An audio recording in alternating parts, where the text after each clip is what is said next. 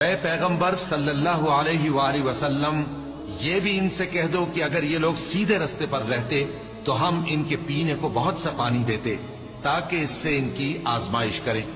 اور جو شخص اپنے پروردگار کی یاد سے منہ پھیرے گا وہ اس کو سخت عذاب میں داخل کرے گا۔ اور یہ کہ مسجدیں خاص اللہ کی ہیں تو اللہ کے ساتھ کسی اور کی عبادت نہ کرو، اور جب اللہ کے بندے یعنی یہ پیغمبر صلی اللہ علیہ وآلہ وسلم اس کی عبادت کو کھڑے ہوئے تو کافر ان کے گرد ہجوم کر لینے کو تھے۔ اے نبی صلی اللہ علیہ وآلہ وسلم، کہہ دو کہ میں تو اپنے پروردگار ہی کی عبادت کرتا ہوں اور کسی کو اس کا شریک نہیں بناتا۔ یہ بھی کہہ دو کہ میں تمہارے لیے نہ کسی نقصان کا اور نہ نفع کا کچھ اختیار رکھتا ہوں۔ یہ بھی کہہ دو کہ اللہ کے عذاب سے مجھے کوئی پناہ نہیں دے سکتا اور میں اس کے سوا کوئی جائے پناہ نہیں پاؤں گا۔ ہاں، اللہ کی طرف سے احکام کا اور اس کے پیغاموں کا پہنچا دینا ہی میرے ذمہ ہے،